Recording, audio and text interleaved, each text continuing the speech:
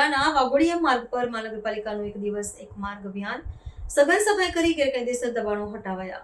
વડોદરા મહાનગરપાલિકા દ્વારા શહેરને સ્વચ્છ અને અતિક્રમણ મુક્ત બનાવવા માટે ચલાવવામાં આવી રહેલી એક દિવસ એક માર્ગ અભિયાન અંતર્ગત આજે પૂર્વ વિસ્તારના વાઘોડિયા માર્ગ પર સઘન સફાઈ અને દબાણ હટાવવાની કામગીરી હાથ ધરવામાં આવી હતી. આ વિશેષ ઝુંબેશ દરમિયાન મહાનગરપાલિકાના આયુક્ત શ્રી અરુણ મહેશ બાબુ જાદે સ્થળ પર ઉપસ્થિત રહ્યા હતા અને સમગ્ર વહીવટી પ્રક્રિયાનું પ્રત્યક્ષ નિરીક્ષણ કર્યું હતું. છેલ્લા એક માસથી ચાલી રહેલા નવતર અભિયાન હેઠળ વહીવટીતંત્ર અને સંલગ્ન અધિકારીઓ દ્વારા જાહેર માર્ગ ઉપરના ગેરકાયદેસર દબાણો પર કડક કાર્યવાહી કરવામાં આવી રહી છે.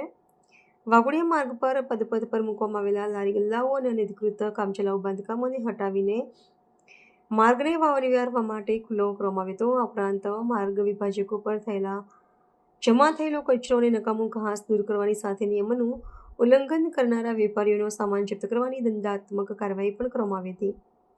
આ ઝુંબેશ વેળાએ આયુક્ત શ્રી અરુણ મહેશ બાબુએ નગરજનોને જાહેર અપીલ કરતા જણાવ્યું હતું કે પાન મસાલા ખાઈને રસ્તા કે માર્ગ વિભાજકો પર થૂકવાનું સદંતર ટાળવું જોઈએ અને નગરની સ્વચ્છતા જાળવવામાં તંત્રને સંપૂર્ણ સહકાર આપવો જોઈએ.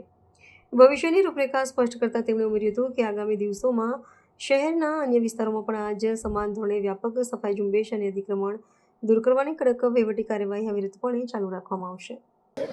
અમે લગભગ એક મહિનાથી અત્યારે વન ડે વન રોડનું ઝુંબેશ શરૂ કરી દેવામાં આવ્યું છે, જેમાં આખું રોડની સફાઈ, ડિવાઈડરનું ક્લિનિંગ, ડિવાઈડરમાં પાન પિચકારી મારેલા હોય એનું સાફ સફાઈ અને સાથે સાથે જે પણ રોડની માર્જિન ઉપર જે દબાણો છે એ પણ દૂર કરીને એક પોઝિટિવ મેસેજ આપવા માંગીએ છીએ. જે ફૂટપાથ ઉપર ગંદકી છે એને ક્લીન કરીને ત્યાં ઘાસ ઉગેલું હોય એને પણ ક્લીન કરવાનું. પબ્લિકને ચાલવા માટે છે ફૂટપાથ, દબાણ કરવા માટે નથી. એટલે ફૂટપાથને અમે કેવી રીતે ફરી ચાલુ કરીને દબાણ ફ્રી કરી શકાય એના ઉપર અત્યારે બહાર મૂકીએ છીએ. અને વન ડે વન રોડની કન્સેપ્ટ એ છે કે આખા રોડની અંદર સાફ સફાઈ થઈ જાય, ડિવાઈડરનું ક્લિનિંગ થઈ જાય, ગાર્ડનનું મેન્ટેનન્સનું શરૂઆત થઈ જાય, ઇલીગલ દબાણો થઈ જાય, આપણા પ્લાનિંગ અને બિલ્ડિંગ ડિપાર્ટમેન્ટ દ્વારા માર્જિન્સની માર્કિંગ થઈ જાય. એટલે અલગ અલગ વિસ્તારમાં અત્યારે કામગીરી ચાલુ છે. સૌથી વધારે સાઉથ ઝોનમાં વધારે કામ ચાલુ છે. ઓલમોસ્ટ 60+ રોડ્સ કમ્પ્લીટ થઈ ગયો છે અને બાકી 30-35 રોડ્સ પ્રગતિ હેઠળ છે. નોર્થ ઝોન, ઈસ્ટ ઝોન અને વેસ્ટ ઝોનમાં પણ કામ પ્રગતિ હેઠળ છે. અમે એક પોઝિટિવ મેસેજ આપવા માંગીએ છીએ સિટીમાં કે સિટીને સ્વચ્છ બનાવવાની કામગીરીમાં વીએમસી તો અગ્રેસર તો રહેશે જ, સાથે સાથે પોલીસ ડિપાર્ટમેન્ટ આપણને સપોર્ટ આપીએ છીએ. પબ્લિકને પણ જોડવા માંગીએ છીએ, કારણ કે આ ઝુંબેશ સિટીને સ્વચ્છ કરવાનું ફક્ત મહાનગરપાલિકાનું અથવા પોલીસનું અથવા એવા રોલ નથી, પણ તમામ સામાજિક લોકો, આગેવાનો આગળ જોડે, જે તે સોસાયટીઝના લોકો પણ રેસ્પોન્સિબિલિટી લે સૌથી પહેલાં. અને અત્યાર સુધી બહુ સારું સપોર્ટ મળી રહ્યા છે. વડોદરાના પબ્લિક બહુ સારા સપોર્ટ આપી રહ્યા છે, સારું પોઝિટિવ પ્રતિક્રિયા આપી રહ્યા છે. એટલે ઇલીગલ દબાણો પણ દૂર થાય છે અને માર્જિન ક્લિયર કરીને દૂર કરવાથી આપણા રોડ્સ ગાડીઓ ચાલવા માટે, પેવર બ્લોક અને ફૂટપાથ ચાલવા માટે અને નવા પાર્કિંગ સાઇટ્સ અમે ઊભું કરીએ છીએ.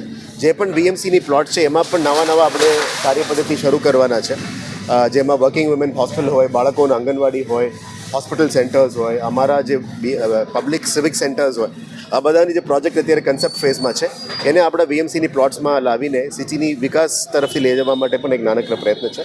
આ વન ડે વન રોડ કાયમ રહેશે, ઝુંબેશ ચાલુ રાખવાના છે, કારણ કે વડોદરાની અંદર લગભગ 4000 વોકિંગ કિલોમીટર છે. આપણે જે શરૂ કર્યા છે લગભગ 67 to 100 રોડ્સ અમે અત્યારે પહોંચ્યા છે અલગ અલગ ઝોનમાં. એટલે એક રોડ કરવાથી ધીરે આ એક સ્વચ્છતાનું મેન્ટાલિટી પણ લાવવાની છે. વડોદરાની પબ્લિક બહુ સારા છે અને પબ્લિકનું ખૂબ સહયોગથી આ કામને અમે આગળ લઈ જવા માંગીએ છીએ. અને મીડિયાના મિત્રો મારફતે પણ આ મેસેજ અમે આપવા માંગીએ છીએ કે આવો સાથે મળીને આ સિટીને અમે સ્વચ્છ બનાવીએ, આ વધારે સુંદર બનાવીએ. સર, ફરી વખત દબાણ ન થાય તો પછી જે સફળતા મળી રહી છે, લોકોનો જે પ્રતિસાદ મળી રહ્યો છે, એ રીતે જોઈ રહ્યા છે. અમુક જગ્યામાં મને એવું પણ ફીડબેક આપણને મળી રહ્યા છે કે જે દબાણ દૂર થાય પછી 2 દિવસ પછી ફરી આવી જાય છે. એક આ કાયદાની અમે પાલન જ્યારે કરીએ, કાયદાનું ડર હોવું જોઈએ, કાયદા બધા માટે એક સમાન છે. એટલે ઇલીગલ કામ કરનાર લોકોને અમે એક મેસેજમાં આપવા માંગીએ છીએ કે ઇલીગલ કામ મહેરબાની કરીને નથી કરતા. કાયદામાં અમે પાલન કરવું જોઈએ, કાયદાને ફોલો કરવું જોઈએ અને આ કાયદામાં ઇલીગલ એન્ક્રોચમેન્ટ ના થવું જોઈએ. ફરી દબાણ થાય તો ફરી દૂર કરીશું, વારંવાર કરીશું અને એક મેન્ટાલિટી લાવીશું કે તમે જે પ્લોટ્સ નક્કી કરીએ છે પાર્કિંગ માટે ત્યાં પાર્કિંગ કરો. જે પ્લોટ્સ અમે ફૂડ ઝોન્સમાં, વેન્ડિંગ ઝોનમાં ડિક્લેર કરવાના છે ટાઉન વેન્ડિંગ કમિટી દ્વારા, ત્યાં અમે કામગીરી કરીશું. એટલે લોકોમાં પીવાનું ખાવાનું જે વિસ્તારો છે એ એક અલગ અલગ ઝોન્સમાં ડિક્લેર કરીને ત્યાં કરવાના છે. અને વોકિંગમાં હોય તો એ પેવર બ્લોક ચાલવા માટે છે, ત્યાં પાર્કિંગ નથી કરતા. એટલે ધીરે ધીરે પાર્કિંગ, સ્ટ્રીટ વેન્ડિંગ, દબાણ, આ બધો એક મેન્ટાલિટીને ચેન્જ લાવવાનો પ્રયત્ન છે. નાનકડો પ્રયત્ન છે. મીડિયાના મિત્રો મારફતે અમે પબ્લિકને પણ જોડવા માંગીએ છીએ. આપ જોઈ શકો છો કે અમુક ઝોનમાં મશાલ રેલી પણ કાઢવામાં આવી છે. પબ્લિક જાતે જોડી રહ્યા છે. મોટા મોટા કમર્શિયલ એસ્ટાબ્લિશમેન્ટ લોકો જાતે આવીને જોડીને કહે છે કે ના, અમે સ્વચ્છતા ઝુંબેશમાં અમે પણ જોડવા માંગીએ છીએ. એટલે આશા રાખીએ છીએ કે આવનારા દિવસોમાં વડોદરાની અંદર સ્વચ્છ બનાવવામાં પૂરું સહયોગ મળે અને આ સિટીને વધારે અમે સુંદર બનાવી શકીએ. Thank you.